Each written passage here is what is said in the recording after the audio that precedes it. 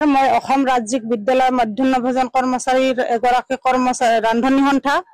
মোৰ মাহিলী মাক দেই মাত্ৰ 10 মাহৰ দৰমহা তাকো ৰেগুলাৰলি নেদে 500 টকাৰ তা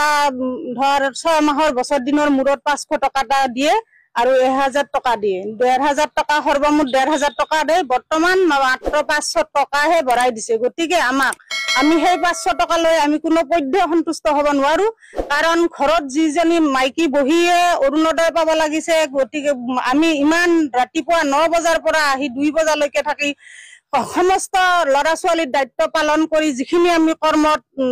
অৱগত হৈ থাকো তাৰ বিনিময়ত মাত্ৰ আমাক চৰকাৰে 1500 টকা দেই এটা মাহিলী 1500 টকাটো আমি কিস্তি কৰিহে পাও গতিকে আমাক এই 500 টকা লৈ আমি কোনো পধ্যে সন্তুষ্ট নহওঁ ঘৰত বহি অৰুণোদয় মাইকীখিনি অৰুণোদয় পায় আমি ৰন্ধন কৰ্মী হিচাপে আমাৰ যিখিনি পাব লগা সেইখিনিৰ কাৰণেহে আমি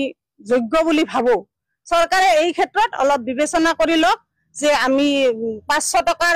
দৰমহা যোগ্য নে বলে অলপ বেছি যোগ্য হেতু আমাক বিবেচনা কৰি দিয়ক গতিকে আমি কোনো পধ্যে 500 টকা লৈ সন্তুষ্ট নহও বুলি মই ভাবো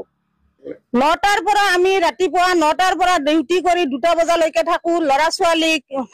কেতিয়াবা সাফ চিকন পৰ্যন্ত কৰি দিব লগা হয় চকীদাৰী কাম কৰি দিব লগা হয় আমি যেটা পৰিপাটিৰ ফলতো আমি স্কুল ঘৰ সাফা কৰিব লগা হয় তাৰ বিনিময়ত কেতিয়াবা ছাৰ বাইদেউহতৰ টান কথা শুনিব লগাত পৰে তাৰ বিনিময়ত আমাক দিব লাগিছে মাহিলী 10 বছৰৰ হলনি আমাৰ 12 মাহৰ হলনি মাত্ৰ 10 মাহে দৰমহা দেই তাকো দিয়ে 500 টকা এৰিয়াৰ হিচাপত 3-4 মাহৰ মূৰত ৰেগুলাৰ নিদিয়ে এই তাৰ লগতে কেন্দ্ৰীয় চৰকাৰে দিয়ে 1000 টকা আমাৰ অসম চৰকাৰে দিয়ে মাত্ৰ 500 টকা সেই কি এখন ঘৰ সংসাৰ চলাব পাৰো নেকি আমি কোনো পধ্যে তাত পক্ষপাতি নহম গতিকে